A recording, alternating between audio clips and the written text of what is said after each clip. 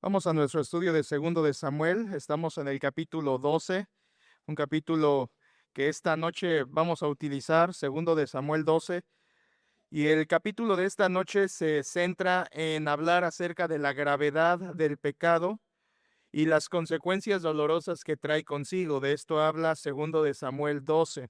A través de este capítulo vamos a mirar cómo es que si no entiendes la gravedad del pecado, tampoco vas a ver la necesidad de confesarlo. Repito, si tú no entiendes la gravedad del pecado ante los ojos de Dios, tampoco entenderás la necesidad de confesar ese pecado a Dios.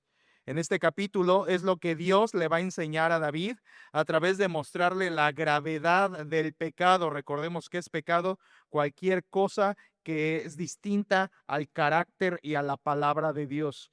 Y el pecado, como vamos a ver hoy, trae consecuencias. Es lo que Dios le va a enseñar a David en este capítulo 12.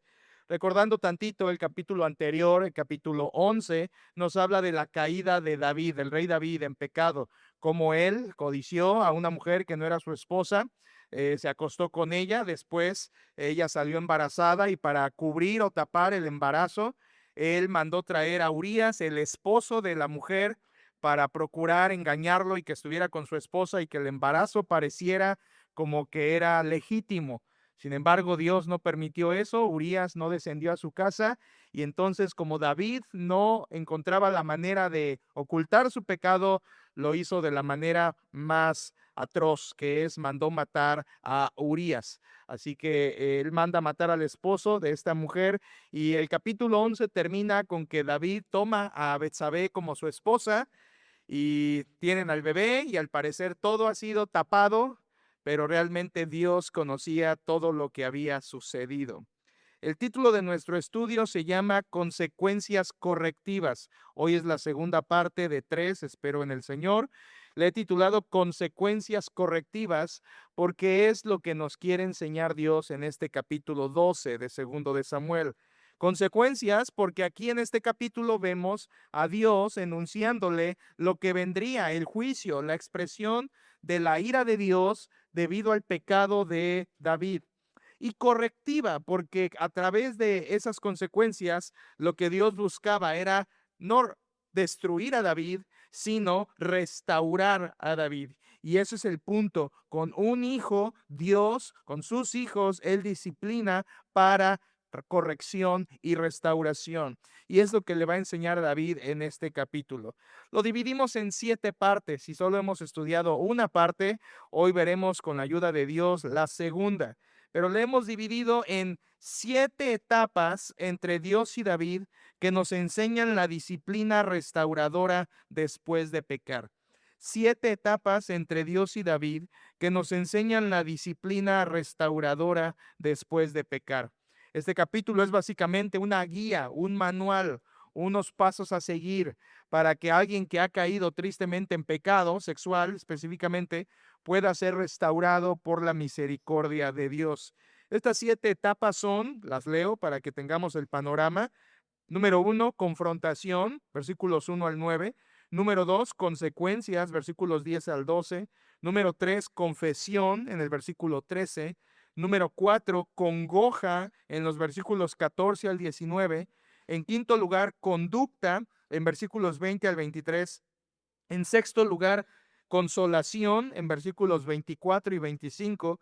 Y en séptimo lugar, conquista, versículos 26 al 31. Hoy planeamos ver la segunda etapa titulada Consecuencias. Pero antes de entrar a ella, repasemos la primera etapa que fue confrontación en los versículos 1 hasta el versículo 9. Déjeme ir al texto. Quiero iniciar desde el capítulo 11, versículo 27, el último versículo del capítulo anterior, versículo 27, dice: Y pasado el luto, envió David y la trajo a su casa, esta es Betsabé, y fue ella su mujer, y le dio a luz un hijo. Mas esto que David había hecho fue desagradable ante los ojos de Jehová. 12:1. Entonces Jehová envió a Natán a David, y viniendo a él le dijo: Había 2 hombres en una ciudad, el uno rico, el otro pobre. El rico tenía numerosas ovejas y vacas, pero el pobre no tenía más que una sola corderita, que él había comprado y criado, y que había crecido con él y con sus hijos juntamente, comiendo de su bocado y bebiendo de su vaso, y durmiendo en su seno, y la tenía como a una hija. Y vino uno de camino al hombre rico, y éste no quiso tomar de sus ovejas y de sus vacas para guisar para el caminante que había venido a él, sino que tomó la oveja de aquel hombre pobre y la preparó para aquel que había venido a él. Entonces se encendió el furor de David en gran manera contra aquel hombre y dijo a Natán: vive Jehová, que el que tal hizo es digno de muerte, y debe pagar la cordera con 4 tantos, porque hizo tal cosa, y no tuvo misericordia. Entonces dijo Natán a David: tú eres aquel hombre. Así ha dicho Jehová, Dios de Israel: yo te ungí por rey sobre Israel, y te libré de la mano de Saúl, y te di la casa de tu señor y las mujeres de tu señor en tu seno. Además te di la casa de Israel y de Judá, y si esto fuera poco, te habría añadido mucho más. ¿Por qué, pues, tuviste en poco la palabra de Jehová, haciendo lo malo delante de sus ojos? A Urías Heteo heriste espada, y tomaste por mujer a su mujer, y a él lo mataste con la espada de los hijos de Amón. Hasta ahí este primer punto. Ya estudiamos estos 9 versículos a detalle la semana pasada. Sin embargo, al volverlos a leer, también vemos que estos versículos nos enseñan una teología del pecado, o sea, lo que Dios dice o cómo ve Dios el pecado. Y yo encontré en estos versículos 1 al 9 7 características del pecado. Esto es lo que Dios piensa del pecado. Se los comparto muy rápido. En primer lugar, el pecado es egoísta. El pecado es egoísta. David solo pensó en él al satisfacer sus deseos carnales. Él no se puso a pensar en las consecuencias que vendrían a su familia, las consecuencias que vendrían a su reino, las consecuencias que vendrían incluso a sus descendientes. El pecado siempre es así, es egoísta. Solo piensas en ti mismo, no piensas los daños que pueden llegar a generar incluso en tu ambiente de trabajo, en tu iglesia, principalmente en tu familia. Siempre el pecado que cometemos es egoísta. Busca satisfacer al yo, no piensas en otros. Es falto de amor hacia otros. El pecado siempre es egoísta. En segundo lugar, el pecado siempre es digno de muerte.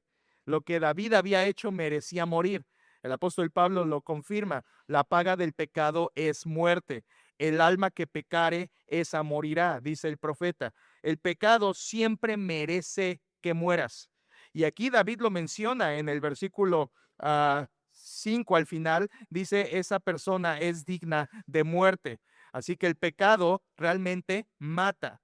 El pecado es egoísta, el pecado es digno de muerte. En tercer lugar, el pecado es ingratitud hacia Dios. El pecado es ingratitud hacia Dios. Cada vez que pecamos, estamos siendo ingratos con Dios. Y eso está muy claramente allí en los versículos 8 y 9, cuando Natán le dice a David: Dios te dio esto, Dios te ungió, desde el versículo 7, Dios te ungió, Dios te libró, Dios 8, Dios te dio la casa de tu Señor, te dio las mujeres, te dio la casa de Israel, te dio la casa de Judá, y si esto fuera poco, versículo 8, te habría añadido más. ¿Notan eso, hermanos? Es como que Natán le está diciendo a David: tantas cosas te ha dado Dios y aún así te atreviste a hacer lo que hiciste. Cada vez que pecamos, estamos siendo ingratos con Dios. Estamos dándole la espalda a todas las bendiciones que Él nos ha dado. Recuérdalo, esta es la teología del pecado. Cada vez que pecas, 1, eres egoísta; 2, mereces muerte; 3, estás siendo ingrato con Dios por todas las bendiciones que Él ha derramado sobre nosotros, que no las consideramos al momento de pecar. 4, el pecado es menospreciar la palabra de Dios. Es lo que dice también ahí Natán en el versículo 9. ¿Por qué pues tuviste en poco? Significa eso, menospreciar. ¿Por qué menospreciaste la palabra de Jehová? El pecado siempre es ignorar la palabra de Dios. El pecado siempre es darle la espalda a lo que Dios dice. El pecado siempre es poner mi palabra antes que la palabra de Dios. Y esa es una ofensa contra el Dios santo. El pecado siempre menosprecia la palabra de Dios. En quinto lugar, el pecado es malo ante los ojos de Jehová. El pecado es malo. Se lo dice Natán, aunque también ya lo había dicho versículo 27 de capítulo 11, pero esto, el pecado siempre es malo. Dios lo ve con maldad. Esto es como Dios califica el pecado. No como medio malo, no como un poquito malo, sino delante de Dios el pecado, delante de sus ojos, siempre es malvado. El pecado es egoísta, es digno de muerte, es ingratitud, es menospreciar la palabra, es malo a ojos de Dios. En sexto lugar, el pecado siempre, escuchen hermanos, siempre es imposible ocultarlo. David hizo como rey todo lo que pudo hacer para ocultar su pecado y no lo logró, porque Dios conoce siempre todas las cosas. ¿Cómo podemos escondernos de Dios? Es imposible. Es imposible ocultar tu pecado. Aunque haya gente que no lo sepa, Dios lo sabe y un día se destapará. Siempre es así, siempre es así. Entonces, el pecado es imposible de mantenerlo oculto para siempre. Y en séptimo lugar, en esta teología del pecado, según estos 9 versículos, el pecado afecta el razonamiento. Y eso es muy cierto. El pecado nubla, por así decir, nubla nuestro entendimiento.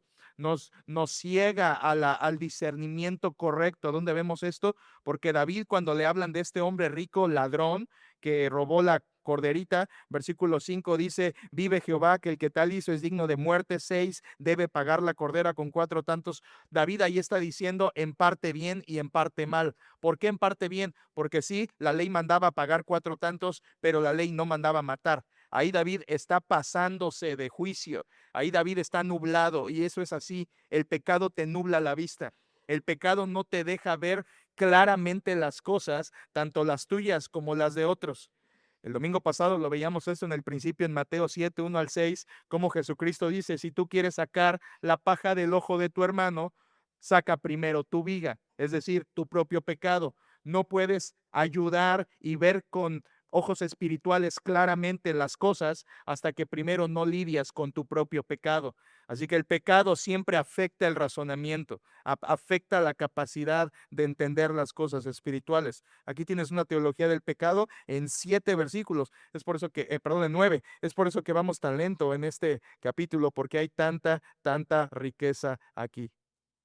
A continuación, en los versículos 10, 11 y 12, que es todo lo que veremos, 10 al 12, Dios le dice a David por medio de Natán la disciplina que tendría por su pecado, la disciplina que Dios le daría a causa de los pecados que había cometido. Y ese es nuestro segundo punto apenas. Número 2, consecuencias, versículos 10 al 12. Hermanos, antes de entrar al texto, son pocos versículos. Quiero aprovechar la profundidad y la riqueza de estos textos con ustedes. Quiero que entienda algo claro antes de leer el texto. Esto que vamos a ver ataca directamente a la mentira que muchos creen cuando dicen, no me pasará nada si peco, porque yo ya soy cristiano. Hermanos, esto es una mentira. Si tú eres creyente y piensas que al pecar no te va a pasar nada porque ya estás en Cristo, ya eres creyente y el pecado ya fue cargado por Cristo en la cruz con su pena, estás equivocado. Aquí tienes en David el ejemplo de un creyente y ¿sabes qué? Mejor creyente que tú y que yo, porque este David no solamente era ungido por Dios, sino era el receptáculo de las promesas del Mesías por medio de su generación. Y si eso fuera poco, el rey David había sido inspirado por Dios para escribir salmos, algo que ni tú ni yo somos. Así que su nivel espiritual, podríamos decir de David, era superior al nuestro. Siendo creyente, había sido gran instrumento de Dios. ¿Y sabes qué? Pecó y no salió limpio de eso. Así que si tú piensas que puedes pecar y que porque ya eres cristiano no te va a pasar nada, estás creyendo una mentira. Y esa mentira viene del padre de la mentira, Satanás. Y esa mentira es la misma mentira que Satanás le dijo a Eva en el huerto en Génesis 3. No moriréis, no hay consecuencias. Y tú lo estás creyendo, porque dices, ya estoy en Cristo, soy creyente, voy a la iglesia, si peco no pasa nada, confieso y sigo adelante. Hermanos, hoy vamos a ver que David confesó y siguió adelante, pero los juicios vinieron, las consecuencias llegaron.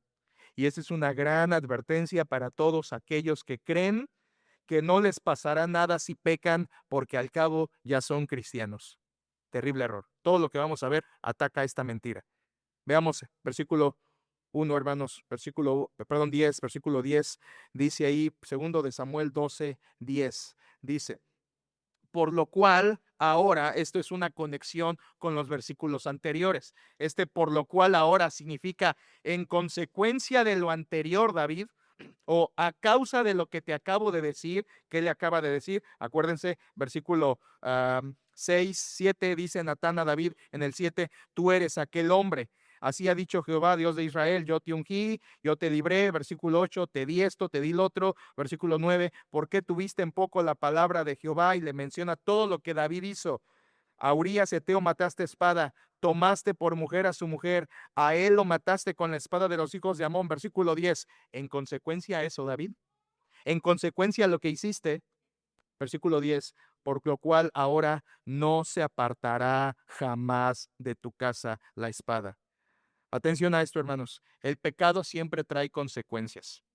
Si alguien es incrédulo, su consecuencia es muerte eterna en el infierno.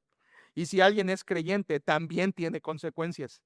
Y aunque sea perdonado por medio de la confesión y el arrepentimiento, y no será condenado por ese pecado, pero sí vendrán consecuencias a su vida.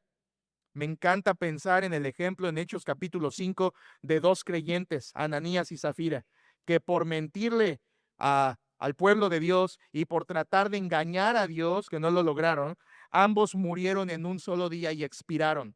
¿Eran creyentes? Eran creyentes. ¿Les vino juicio? Claro que sí, hermanos. Aquí David escucha las palabras, versículo 10, por lo cual ahora, esto es, David, tus consecuencias son las que vienen. David, a causa de lo que hiciste, Dios te manda a decir, escuchen hermanos, que tendrás 3 consecuencias por tu pecado. Y es lo que viene en los versículos 10 y 11. En versículos 10 y 11 hay 3 consecuencias del pecado de David. Recuerden, versículo 9, haber matado a Urías y haber adulterado con la esposa de Urías, que era Betsabé. Entonces Dios le manda a decir a David que tendrá 3 consecuencias. La primera de ellas, hogar de muerte. Hogar de muerte. Otra vez, versículo 10. Por lo cual ahora no se apartará jamás de tu casa la espada. Espada, espada, espada. Volvamos al versículo 9. ¿Qué significa espada? Versículo 9. ¿Por qué pues tuviste en poco la palabra de Jehová, haciendo lo malo delante de sus ojos? A Urías Eteo heriste ¿a qué?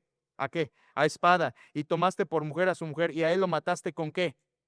Con la espada. Entonces cuando dice el versículo 10, ahora David no se apartará jamás de tu casa la espada, Dios le está diciendo, así como tú mataste a Urías, en tu familia, en tu casa, nunca faltará gente que muera.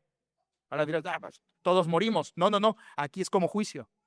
Nunca faltarán personas en tu familia, David, que se mueran porque sean matados por alguien más.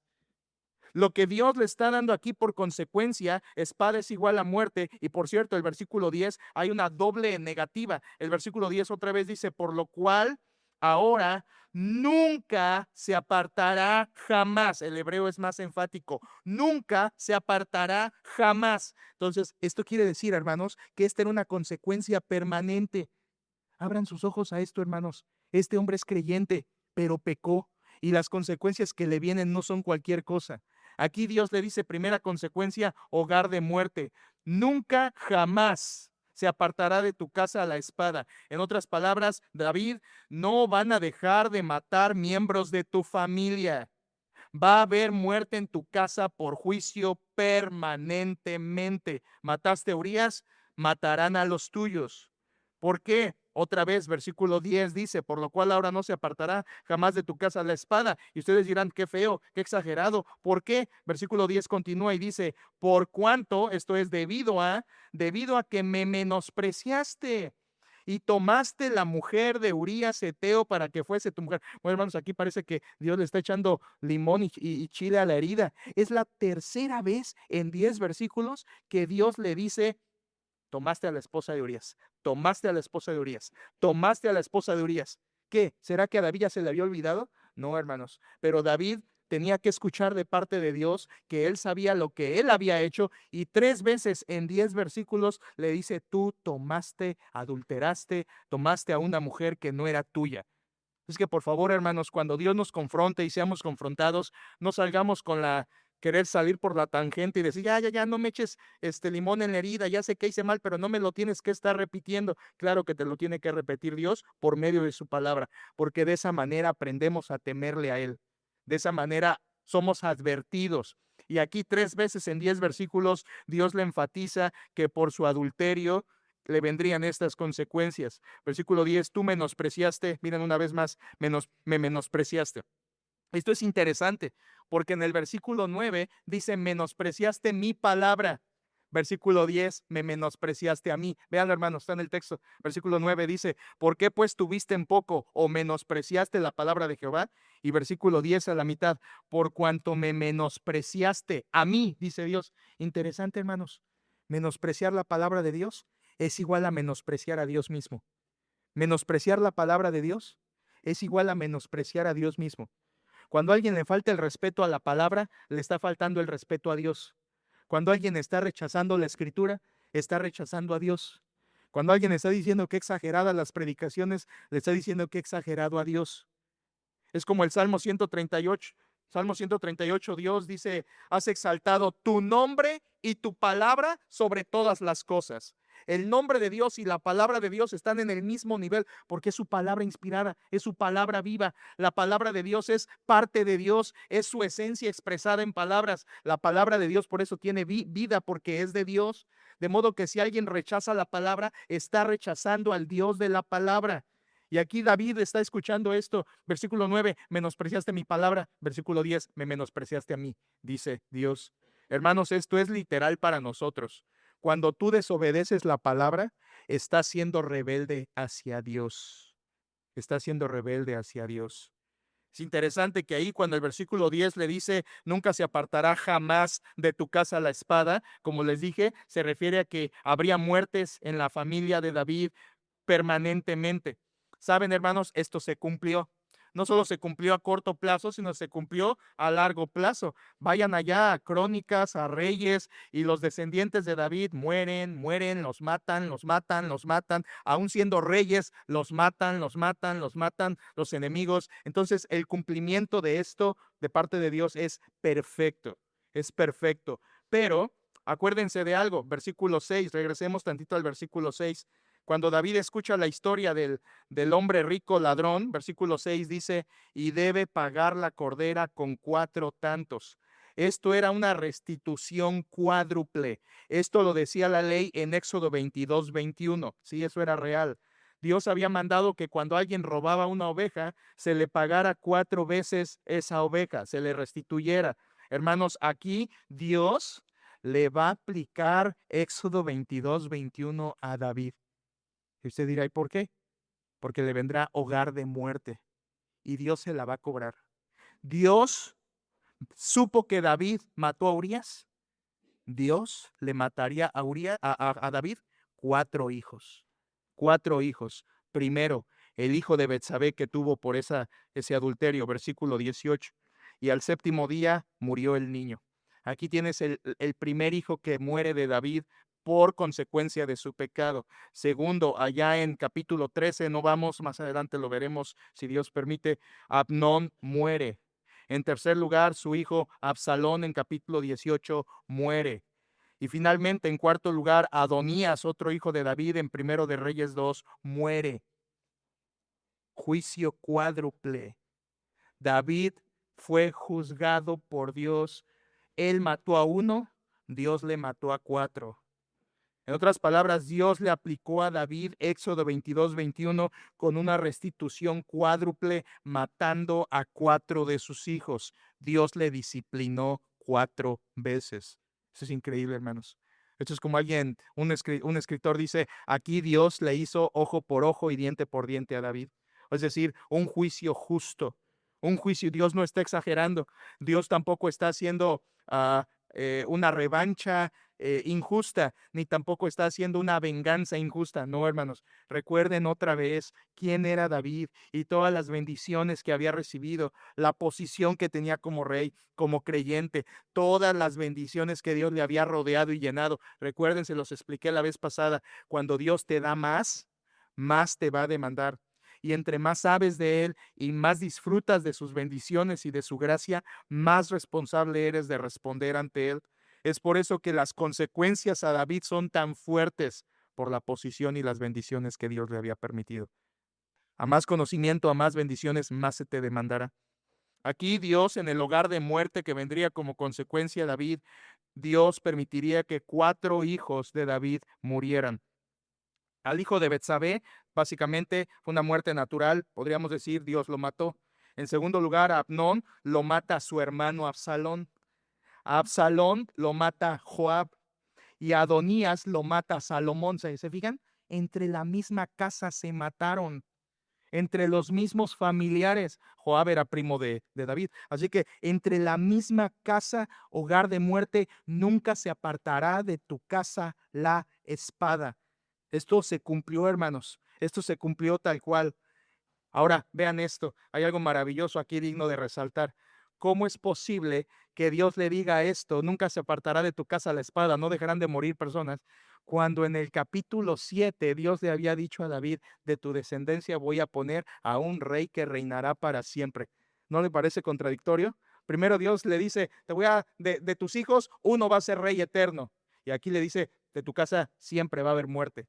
¿Qué parecería contradictorio? Dios le promete primero un descendiente eterno rey y luego le dice que sus descendientes van a estar muriendo. ¿Cómo concilias estas dos cosas? Aquí es donde ves la preciosa perfección de la palabra de Dios, porque ambas promesas que Dios hizo se cumplieron. ¿En quién se cumplieron? En Jesucristo. Jesucristo como hijo de David murió, ¿sí? Murió por el pecado. En la cruz del Calvario, Cristo, diciéndolo así, cargó todos los pecados, incluyendo los de David, y como descendiente de David murió. Pero al ser hombre y Dios, Jesucristo al tercer día resucita y vive para siempre para ser el Rey de Reyes, descendiente de David. ¡Qué perfecta es la palabra! ¡Qué perfecta es la escritura, que no se contradice nunca! Al contrario, se cumple, se confirma y se reconfirma. Aquí vemos cómo Jesucristo es el cumplimiento, número 1 en la cruz del Calvario y número 2 en su segunda venida, cuando Él venga en gloria a establecer el reino para cumplir así, segundo de Samuel capítulo 7. Hermanos, hogar de muerte, primer consecuencia que vino a la vida de David. Y usted preguntará, pastor, ¿y eso sigue pasando hoy? ¿Dios puede matar todavía a un cristiano si hace pecado? Y la respuesta no te la doy yo, te la da el Nuevo Testamento. Primera de Juan capítulo 5, versículo 16, dice que sí, que si ves a un hermano cometer pecado de muerte, y Juan lo desarrolla. Y tenemos no solamente la evidencia, sino el testimonio. En 1 Corintios capítulo 11, Pablo dice que algunos por tomar la cena indignamente habían muerto. O sea, si tú quieres saber si hoy sigue juzgando igual a los creyentes, la respuesta es sí. Dios, cuando Él quiere, mata como disciplina incluso a sus hijos. Hermanos, esto es fuerte. Esto es fuerte porque siempre nos gusta pensar, no, yo ya estoy bajo la protección de Dios, y lo estás. No, yo ya soy hijo de Dios, y lo eres si has creído en Cristo Jesús, pero si pecas, Dios podría matarte como disciplina, no como un castigo por lo que hiciste, sino como una disciplina. Y no es lo mismo. La semana pasada se los expliqué. El castigo es condenación eterna. El castigo por el pecado es condenación eterna en el infierno, separado de Dios. La disciplina es diferente. La disciplina es para que seamos santos. La disciplina es para, como dice Hebreos 13, para que seamos cada vez más santos como Dios. Así que es distinto. Sin embargo, hermanos, sí puede pasar. Dios puede disciplinar a alguien creyente, hijo suyo, por medio de la muerte para corregirle. Y es como si Dios dijera, en vez de que estés pecando en el mundo, prefiero que estés en mi presencia. Y si Él quiere, se lo lleva. Esto es tremendo. Consecuencias de David, hogar de muerte. Segunda consecuencia, les dije que eran 3. Segunda consecuencia, hogar dividido. Hogar dividido. No solo hogar de muerte, sino hogar dividido. Versículo 11 dice al inicio, versículo 11. Así ha dicho Jehová, he aquí yo haré levantar el mal sobre ti de tu misma casa. Esto significa dentro de tu misma casa va a haber división, rebelión internamente. Básicamente lo que Dios le está diciendo es: David, de aquí en adelante va a haber problemas intrafamiliares que van a causar divisiones en tu propia familia. Una vez más, mire, vea el versículo 11, dice: así ha dicho Jehová, he aquí yo haré levantar el mal sobre ti de tu misma casa. Los problemas, David, que tú vas a tener de aquí en adelante van a surgir de tu misma familia, de tu mismo hogar. Es como si Dios le estuviera diciendo: David, miembros de tu propia familia van a dañar a tu propia familia. Un hogar dividido. Dios le está anticipando que sus consecuencias serían una familia, como decimos, con problemas intrafamiliares, una familia disfuncional. Y así fue, hermanos, así fue. Abnón, ¿recuerdan? Violó a su media hermana Tamar, hijos de David. Ahí ves la división. Miembros dañando a otros miembros de la familia de David. Su hijo Abnón violó a Tamar. Absalón mató a Abnón por venganza. Absalón se rebeló contra su padre David y le dio golpe de estado. ¿Se acuerdan? Más adelante lo veremos, si el Señor nos lo permite. Absalón se le revela a su padre, le quiere robar el reino básicamente. ¿Y de dónde estaba surgiendo todo esto? ¿De los filisteos? ¿De los amonitas? No, hermanos, de su misma casa. ¿Quién violó a su hija? Su mismo medio hermano. ¿Quién mató por venganza? Su otro hijo, Absalón. ¿Quién le dio el golpe de estado para intentar robarle la corona al rey David? Su propio hijo. Su propio hijo. Esto no es otra cosa sino el cumplimiento de lo que dice el versículo 11. Yo haré levantar el mal sobre ti de tu misma casa. Lo que David hizo afectaría permanentemente a su familia. De ahí en adelante, trayendo dolor a causa de la disciplina por el pecado que Dios le está corrigiendo. Hogar de muerte, hogar dividido. Tercera consecuencia que vino a David, versículo 11, una vez más dice: así ha dicho Jehová, y aquí yo haré levantar el mal de ti, sobre ti de tu misma casa. Vean lo que sigue: y tomaré tus mujeres delante de tus ojos y las daré a tu prójimo, el cual yacerá con tus mujeres a la vista del sol. Las consecuencias de David serían terribles. Número 1, hogar de muerte. Número 2, hogar dividido. Número 3, lo que acabamos de leer, hogar violado. Hogar violado. Dios le anticipa a David: David, van a violar a tus mujeres. Recuerden que David al menos tuvo 10 esposas, 6 esposas, 10 concubinas, 16 mujeres en total. Recuerden, las esposas eran 6, las concubinas eran algo así como una esposa de segundo rango, y la Biblia dice que tuvo al menos 10. Creemos que tuvo más de esas, pero aquí supongamos que esas 16, algunas de esas 16, dice Dios, tu prójimo yacerá con ellas. Es un eufemismo para referirse a va a acostarse con ellas. Y esto, hermanos, se cumplió tal cual. Allá adelante en capítulo 16, versículo 22, y pueden ir rápido porque esto es fuerte, 2 hojas adelante. Capítulo 16, versículo 22 dice: entonces pusieron para Absalón una tienda sobre el terrado. ¿Desde dónde vio a David a Betsabé? Desde el terrado. Nada es una casualidad. Aquí Dios está juzgando a David. Versículo 22. Entonces pusieron para Absalón una tienda sobre el terrado, y se llegó Absalón a las concubinas de su padre ante los ojos de todo Israel. Se está cumpliendo allá en el capítulo 16 lo que Dios le dijo aquí en el capítulo 12, versículo 11. Tomaré tus mujeres delante de tus ojos y las daré a tu prójimo, el cual yacerá con tus mujeres a la vista del sol. Lo más triste de esto es que ese prójimo era su propio hijo. Se cumplió tal cual. Mujeres de David fueron violadas por su hijo como juicio de Dios sobre David. Aquí tenemos, hermanos, que Dios no está jugando. David es creyente, pero David pecó. Y Dios está haciendo lo que un padre amoroso hace. Dirás: ¿cuál padre amoroso? Aquí Dios está funcionando como un castigador. No, hermanos, esa es tu visión, pero no es la visión de la Biblia. Aquí Dios está funcionando como un padre, y escucha lo que te voy a decir al final, lo vas a entender. Está funcionando como un padre amoroso. Sí, amoroso, hermanos. Tú dirás, ¿dónde está el amor? Ahorita te lo voy a decir dónde está el amor. El padre amoroso disciplina a su hijo. Es lo que dice la Biblia, ¿no? El padre disciplina al hijo. Y es lo que Dios está haciendo aquí con David. Hermanos, estas tres consecuencias de David serían el juicio por su pecado. Hogar de muerte, hogar dividido, hogar violado. Y yo veo que este juicio que Dios le hace a David en estas consecuencias tendría varias características. Por ejemplo, en primer lugar, sería un juicio a su casa. ¿Se fijaron? Versículo 10, por lo cual ahora no se apartará jamás de tu casa. Y luego versículo 11, así ha dicho Jehová, he aquí yo haré levantar el mal sobre ti de tu misma casa. Escuchen esto, las consecuencias por el pecado de David vendrían a su propia familia. El reino no fue tocado, el pueblo no fue tocado, las tribus no fueron afectadas, pero todo recayó sobre su familia. El juicio sería a la casa, a la familia. ¿Y saben por qué, hermanos? Porque David se metió a la casa de Urías. Así que Dios se va a meter a la casa de David y va a juzgar. Hermanos, qué perfecto juicio de Dios vemos en el caso de David.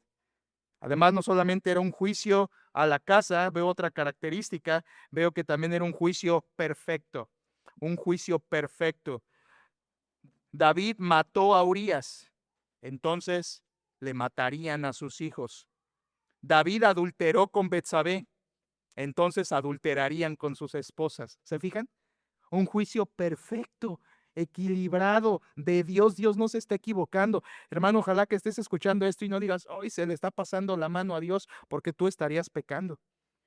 Aquí Dios está aplicando un juicio perfecto a la casa de David. Él mató, le matarán. Él adulteró, adulterarán contra él.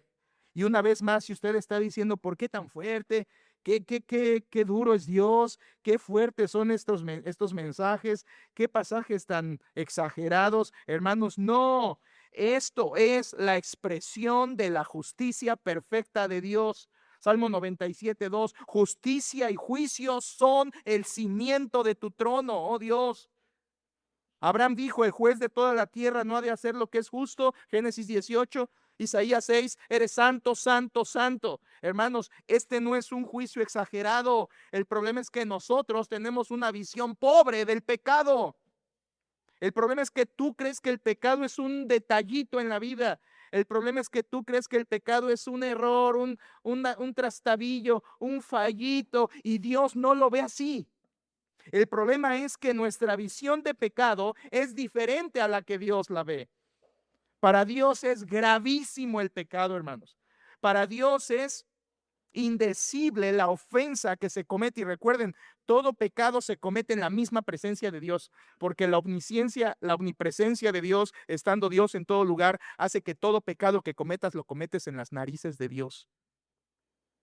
Por eso es tan fuerte esto, hermanos. Nosotros no tenemos una visión de pecado adecuada, recta. Nos gusta inclinarnos a la tolerancia, nos gusta inclinarnos al bueno, sí es malo, pero hay otros peores, ¿no es cierto? Nos gusta decir, bueno, enojarme sí es malo, pero al menos no estoy exagerando como otros que matan. Bueno, sí, pienso mal del hermano, pero no se lo digo. Mientras no lo diga, no hay problema, se queda solo en mi mente.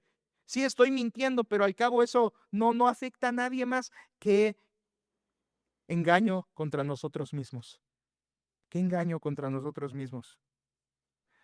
Si nosotros no comprendemos la bajeza del pecado, tampoco vamos a entender la altura de la santidad de Dios. Espero que con estos versículos usted cambie su visión acerca del pecado y lo veas como Dios lo ve. No como algo, cualquier cosa, no como algo que se comete y no pasa nada. Todos pecamos al final de cuentas. No, hermanos, esta es la realidad del pecado. La realidad del pecado trae un juicio a la casa, trae un juicio perfecto y por si fuera poco, trae un juicio público. Versículo 12. Versículo 12, trae un juicio público. El 12 dice, porque tú, David, lo hiciste en secreto, mas yo haré esto delante de todo Israel y a pleno sol. Lo que Dios le está diciendo es, David, tú intentaste ocultar tu pecado, Lo hiciste básicamente a escondidas, hubo gente que se enteró, pero tus propios siervos. De ahí en fuera tú quisiste tapar la realidad, quisiste tapar el sol con un dedo, lo hiciste en secreto, pero escuchen, Dios le dice las consecuencias que yo te voy a traer, David. Los juicios que yo voy a derramar sobre ti como disciplina de un padre amoroso a ti van a ser a toda luz. Todos se van a enterar. Y así fue, hermanos. Todas las muertes y todos los juicios que vinieron a la casa de David, todo el reino se enteró. O sea, llegó un momento en que el periódico de Jerusalén solamente eran las cosas tristes de la familia de David y más cosas tristes de la familia de David. Y todo el pueblo se enteraba la vergüenza de lo que sucedía por consecuencia del pecado de David. El juicio público de parte de Dios, y aunque el pecado había sido secreto, las consecuencias serían públicas. Como dice Lucas 12:2, recuerdan, nada oculto que no haya de manifestarse, o como dice Pablo a Timoteo en primera carta 5:24, los pecados de algunos hombres se hacen patentes antes de que ellos vengan a juicio, mas a otros se les descubren después. Comentario entre paréntesis, pero a todos se les descubren. Como decimos, tarde o temprano, el pecado sale. El pecado sale, siempre es así. Siempre es así. El pecado no puede permanecer oculto, ya lo veíamos al principio. Y aquí con David fue igual. Su pecado saldría a la luz y además las consecuencias serían conocidas por todos. Ten cuidado, ten cuidado. Cada vez que tú pecas, deberías pensar, uno, en el nombre de Dios, que lo estás ofendiendo, y dos, en que te podrían venir consecuencias públicas que podrían avergonzarte de manera permanente. Cuidado, hermanos. Que esto sea una advertencia para nosotros. Por eso cada vez que venga la tentación, la debilidad, piensa uno en el nombre de Dios, ¿cómo voy a hacer este grave mal y pecar contra Dios? Y en segundo lugar, piensa en esto que yo puedo hacer puede traerme consecuencias permanentes, dolorosas y luego peor, público y vergonzoso. Y que eso nos ayude a temer a Dios y a huir. Aquí es lo que está pasando con David. Y miren, hermanos, una enseñanza, una lección potente de este capítulo. Se fijan que Dios, atención, se fijan que Dios está usando a los propios hijos de David para que sean los instrumentos de la disciplina de Dios contra su papá. Esto es muy fuerte, hermanos. Dios está permitiendo que los hijos y usándolos como instrumentos para causarle dolor al padre por los pecados del padre. Proverbios 10:1 lo dice. El hijo sabio alegra al padre, pero el hijo necio es tristeza de su madre. Aquí Dios está usando a los hijos de David, por supuesto, ellos son responsables. Absalón, Abnón, Adonías fueron responsables de su propio pecado, pero aquí es donde entra la perfecta soberanía incalculable de Dios, que ellos actuando por su propia voluntad, pecando, Dios usa eso para también hacer encajar y que el juicio de Dios sobre David se lleve a cabo por medio de sus hijos. Qué perfecto es Dios, hermanos. Y esto es una alarma para nosotros, porque a nosotros también nos podría pasar lo mismo, que nuestros pecados sean juzgados y que una manera de que Dios lo haga no es en el infierno porque somos creyentes, entiéndase, pero sí una disciplina aquí en la tierra es cuando nos vengan unos hijos que nos causen tristeza. Ellos serán responsables por su pecado, pero Dios los usa como instrumentos para causarme dolor a mí. Y es lo que está pasando con David. Por supuesto, un padre creyente, ¿qué quiere de sus hijos? Que amen a Dios, ¿no? Que sean creyentes, que amen a Dios. ¿Y qué es lo que más le duele a un padre creyente? ¿Qué es lo que más le duele de sus hijos como padre creyente? Si estás pensando espiritualmente, lo que más te duele de tus hijos es que pequen contra Dios, que ofendan a Dios. Aquí tienes a David disciplinado por Dios, usando a sus propios hijos como instrumentos de esa disciplina, por los pecados del padre. Si esto nos ponemos a pensarlo, hermanos, podríamos desarrollar un taller muy largo de padres y todo y pensar cómo nuestros propios pecados luego se ven reflejados en consecuencias en los hijos que nos traen tristeza, que nos afectan, que nos traen dolor. Y sí, ellos son responsables de lo que hacen, pero también, en parte, Dios lo hace encajar con nuestras consecuencias por nuestros propios pecados. Duele ver a los hijos pecar, pero con toda seguridad, en parte, es una consecuencia de tus propios pecados como padre. Qué fuerte. Así lo vivió David. Así lo vivió David. En resumen, las consecuencias que David tuvo fueron hogar de muerte, hogar dividido, hogar violado, y esa disciplina sería a su casa, sería perfecta y sería pública.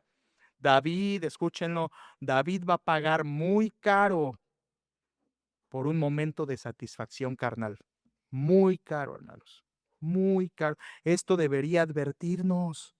Esto debería hacernos abrir los ojos, que ser creyente no nada más es venir a la iglesia y echarle medio ganas como que abro la Biblia y estoy en todas las reuniones. Esto es ser creyente, es temer a Dios y guardar sus mandamientos.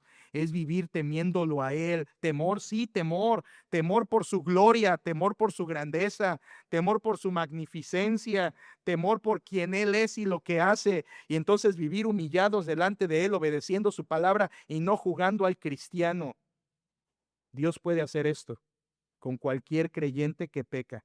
Lo hizo con David de esta manera, de manera, como decir, proporcional al pecado de David. Todo esto fue proporcional, este juicio de disciplina fue proporcional al pecado de David, como ya dije, por la posición que él tenía como rey privilegiado por Dios. David va a pagar muy caro. Es como esta parte de David nos enseña lo que dice Proverbios 26-27. El que cava foso caerá en él, y al que revuelve la piedra, sobre él le volverá. En otras palabras, si dañas a alguien, Dios puede permitir que tú seas dañado como tú dañaste. Este es un principio general que aplica en muchas formas y en muchas maneras. Tú pensaste mal contra otro, Dios va a permitir que ese mal venga sobre ti.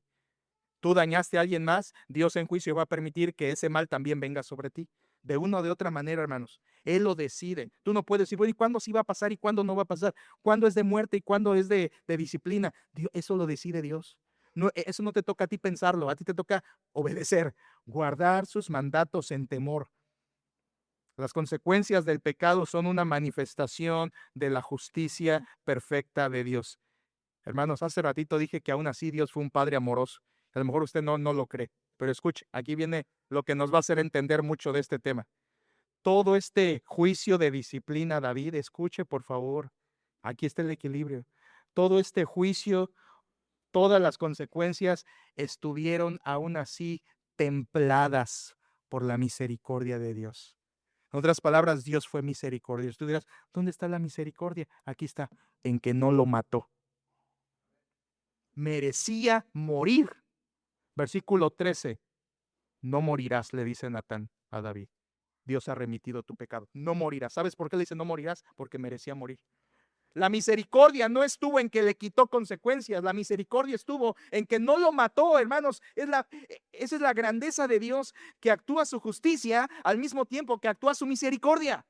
Y actúa su misericordia de la mano con su justicia. Y esta es la perfección de los atributos del Dios de la Biblia.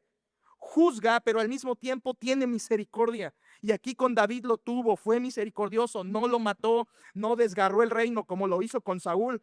Con Saúl lo hizo, le quitó el reino, lo desgarró, ya no pudo seguir siendo rey. Aquí con David no, ni eso. Dios le guardó el reino, no lo mató, que lo merecía, porque acuérdense, había adulterado y había matado. Esos dos pecados, según la ley, eran pagados con la muerte. David debía ser lapidado o muerto por pedradas. Él merecía morir y Dios no lo mata. Ahí operó la misericordia de Dios. No lo mató. Su justicia operó junto con su misericordia. No le dio lo que merecía. Eso es misericordia. No le dio lo que merecía. Eso se llama misericordia. Todos los pecados traen consecuencia. Algunos pensarán, bueno, pero aquí David porque mató y adulteró, yo no hago cosas tan graves. Yo nada más ofendo a mi esposo. Yo nada más maldigo. A veces me sale una que otra mala palabra. Yo nada más soy vengativo, pero eso no se compara con que David mató a Urías. Hermanos, todo pecado trae consecuencias, no solo los pecados escandalosos, ¿eh? No solo, tú dirás, solo los escandalosos, no es cierto. Todos los pecados traen consecuencias. Si tú te enojas, si tú mientes, si tú descuidas tu familia, si tú descuidas tu vida espiritual, es pecado y traerá consecuencias. Si tú abandonas la congregación, o sea, te dejas de congregar en términos de Hebreos 10, Eso es pecado y vienen consecuencias a tu vida. Si tú eres infiel a Dios, si das espacio a la carne, si eres falto de sabiduría, si tomas malas decisiones, si estás olvidando a tus padres, si no los estás honrando, si eres mala madre en términos bíblicos, si eres una esposa como gotera continua, si eres un vengador, vengativo, vengativa, si eres una persona que ofende con sus palabras, si eres una persona falta de amor aún con tus enemigos y con tu prójimo en general, todo eso es pecado y trae consecuencias. Y dirás, bueno, ¿y cuáles? Yo no las veo. Pues es que hay muchas consecuencias. Dios es quien decide eso. A veces puede ser, por ejemplo, que esas consecuencias sean públicas, pero a veces esas consecuencias son privadas. A veces esas consecuencias son inmediatas, a veces son a largo plazo, a veces son temporales, a veces son permanentes, pero siempre vienen consecuencias. Tú te enojas y al ratito te duele aquí un dolor. ¿Por qué? Consecuencia de tu pecado. Mientes contra alguien y luego esa persona y tú ya no se ven tan bien, porque el otro descubrió que le mentiste y la relación se rompe. Viene la consecuencia. Ofendiste a alguien y ya no puedes restaurar la relación. Ahí está la consecuencia. Pecas de alguna manera y ese pecado te lleva hasta enfermarte físicamente. Ahí está la consecuencia. Llegas a caer hasta en la cárcel. Ahí está la consecuencia. Hermanos, esto es grave. Veamos el pecado como Dios lo ve, para que veamos la importancia de confesarlo. Resumen de todo, hermanos, terminamos. Dios le enuncia a David sus consecuencias y hay una pregunta clave con la que quiero terminar. Me parece muy importante. La dejé al final porque creo que nos puede ayudar. Pregunta clave de conclusión. ¿Por qué si Dios perdonó los pecados de David y lo perdonó porque el versículo 13, David se arrepiente, Dios lo perdona? O sea, sí hubo perdón y como veremos el resto del capítulo, también hubo restauración de Dios a David. Pero ¿por qué si Dios lo perdonó, aún así le dejó las consecuencias en su vida? ¿Por qué? ¿Por qué si Dios lo perdonó, no le quitó las consecuencias también? ¿Por qué si Dios lo perdonó, le dejó consecuencias permanentes? Dios pudo haber quitado esas consecuencias, claro que sí, pero no lo hizo. Y escuchen, iglesia, Dios nunca quita las consecuencias. El perdón de nuestros pecados no erradica las consecuencias, Dios las deja. En Génesis capítulo 3, Adán y su mujer pecan. Son cubiertos por sangre, son perdonados. Pero ¿qué les dice Dios? Fuera del huerto. Y no regresen. ¿Te fijas? Dios perdona, pero las consecuencias se quedan. Y así fue con David. Dios lo perdonó, pero las consecuencias se le quedaron hasta el último día de su vida de David. ¿Por qué, hermanos? Y quiero que tú lo entiendas. ¿Por qué Dios permite las consecuencias? ¿Por qué no nos facilita la vida a Dios y nos las quita? Si ya le pedí perdón y ya me perdonó, ¿por qué no quita las consecuencias? Bueno, yo encontré al menos 5 razones por las que Dios permite las consecuencias en la vida y son los propósitos que Él tiene al dejarnos las consecuencias de nuestros pecados. Son 5. Rápido. Número 1, enseñarnos a temerlo a Él. Enseñarnos a temerle. ¿Sabes por qué? Porque cuando Él permite las consecuencias, a nosotros como decimos, nos cae el 20 de la gravedad del pecado. Y decimos, sí, lo que yo estaba haciendo estaba bien mal. Entonces aprendes a temer a Dios. Aprendes la seriedad del pecado. Sufres lo que cosechas. Sufres lo que cosechas. Dios te enseña la gravedad, la seriedad del pecado y eso te lleva a temerlo a Él. Y Dios quiere eso. Dios deja las consecuencias, número 1, para que le temamos. Número 2, Dios deja las consecuencias para santificarnos. Hebreos capítulo 13 dice que es para que participemos de su santidad. Sí, hermanos, estas consecuencias en la vida de David lo santificaron, lo hicieron más semejante a Jesucristo, hicieron su vida más pura, lo limpiaron y podía llevar más fruto, como dice Juan 15. Cuando Dios permite las consecuencias en tu vida, 1 es para enseñarte a temer, 2 es para santificarte, 3, interesante, es para mantenerte humilde y dependiente de Dios. Humilde y dependiente. En 2 Corintios 12, Pablo está siendo disciplinado y Dios no le quita esa disciplina y simplemente le dice, bástate mi gracia. Aprende a vivir dependiendo de mí. Aprende a vivir dependiendo de mí. Y eso es importante. Dios deja las consecuencias en nuestra vida para que vivamos dependiendo en humildad de Él. 4 lugar, muy importante. Dios deja las consecuencias de nuestros pecados, aunque nos perdone. Número 4, para advertir a otros. Que otros nos vean y que al vernos sean advertidos. cuando ven nuestro sufrimiento por nuestras consecuencias. Advertir a otros, advertir a otros. En 1 Corintios 10:11 dice que todo lo que pasó en el Antiguo Testamento es para advertirnos a nosotros. E igual, si tú ves a una vida dañada por el pecado, creyente, viviendo las consecuencias, tú al ver esa vida eres amonestado. Y es como si Dios te dijera, mira, ¿quieres hacer lo mismo? Aquí está lo que le pasa a los que hacen esto. Aquí está, ¿lo quieres? Entonces esa vida nos amonesta y por eso Dios lo permite. Y en quinto lugar, Dios permite las consecuencias en nuestra vida para glorificar su nombre, porque es una manera de que se muestra su justicia al mismo tiempo que su misericordia perfecta en nuestra vida. Hermanos, todos aquí seguramente estamos viviendo las consecuencias de nuestros pecados pasados. Todos estamos de alguna manera sufriendo lo que años atrás hicimos mal y Dios en su justicia nos ha disciplinado, pero en su misericordia no nos ha matado. Pero escuchen esto, estamos viviendo consecuencias, muchos de nosotros, si no es que todos, por nuestros pecados. ¿De qué se trata esto, hermanos? De vivir quejándonos, estas consecuencias, Señor, que vivir lamentándonos. No, hermanos, no. Hay que aprender a vivir en Cristo soportando esas consecuencias. Así se aprende a vivir. Esas consecuencias Dios no las va a quitar, las tienes que cargar, las llevas con gozo. Aprendes a tolerarlas, a soportarlas, a depender de Cristo para vivir. ¿Y saben qué me encanta? David lo hizo.